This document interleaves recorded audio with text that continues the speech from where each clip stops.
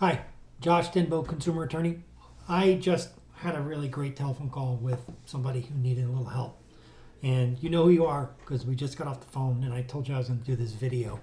But what you said to me was your videos gave me hope on how and gave me the power and the confidence to do something about the situation. Bless you. Thank you. Thank you. That really matters a lot to me. And so I told you I was going to do this video, and this video is about how to tell who owns your loan and why it matters. So I'm going to show you how to quickly tell whether your loan is owned by Fannie Mae or Freddie Mac.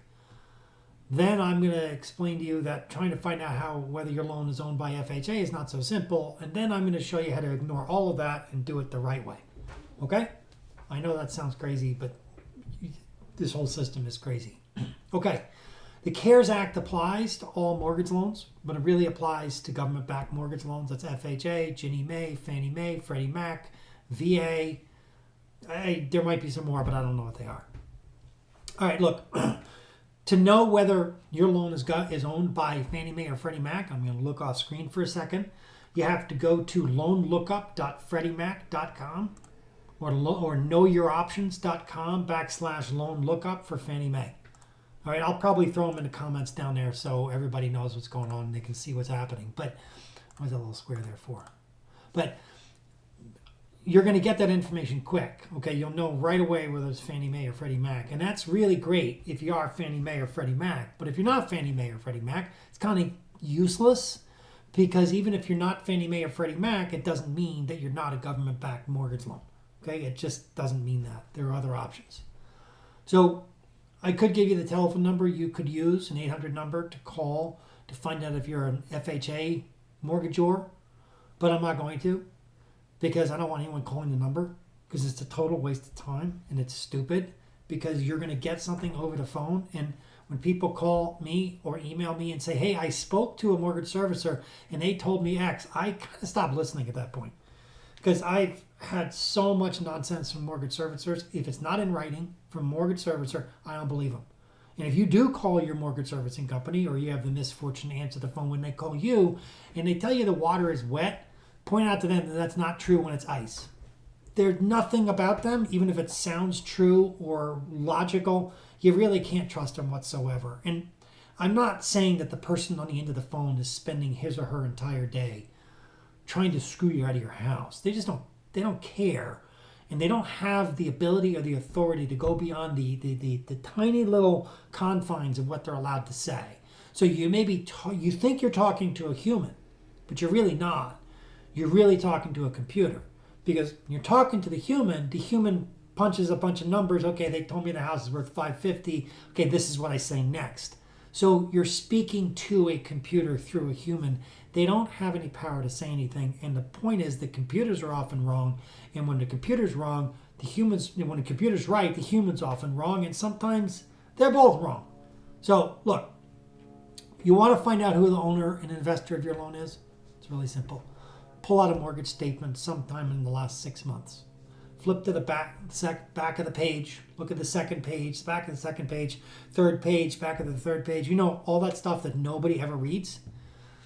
Read it. In there, hidden in there, is going to be a section that's address or contact mechanism for notices of error, request for information, or something of that line, or RESPA notices. RESPA or Real Estate Settlement Procedures Act notices. It's probably going to be RFI NOE address. That's the address. And you write them a letter. And your letter is, Susie Public at your address. And then you put your account number and Dear Nation Star or whoever your servicer is. I own the loan. My account number is above. My address is above. Everything you need to see to find out that I am who I am and I'm talking about this loan is right up there. I want you to tell me who the owner and investor of my house is. That's it. That's it. That's all you need to do. Well, I lied. It's not all you need to do. That's what you need to write. You need to send it in a way that is both verifiably sent and verifiably received. Regular mail? No. Fax? No. Email? No. Unless unless they specifically say in the statement that you got that you can send it by email or fax, which I see very, very rarely. It's going to have to go in a hard copy, and spend the money to get it out there. Okay? Send it express mail to the post office. That's still not taking 3 weeks to get someplace. Send it FedEx or UPS if you can. Just get that out there. Find out. Look, don't spend $30 on mailing it if you don't need this information right away. But if you need the information right away, spend the money to get it out there. And do it in a way you can prove, no matter whether you get it quick or you're willing to wait for it by sending it certified mail, return receipt requested, you need to get it out in a way that you can prove that you wrote the letter, that you sent the letter, that they received the letter.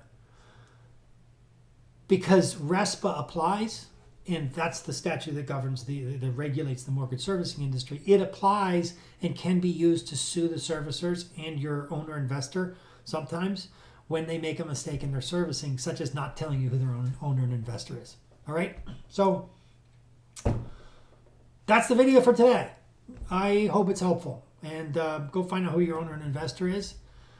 It's worth the effort and the time if you think you're going to be in trouble with these companies with your payments, because as the caller dealt with me, he is an FHA loan, almost certainly, and they're refusing to give him the other 6 months of forbearance, which is a big, big, big no-no. And we might be able to sue them. But better yet, the advice I gave him over the phone for free, he'll probably be able to solve this himself. All right?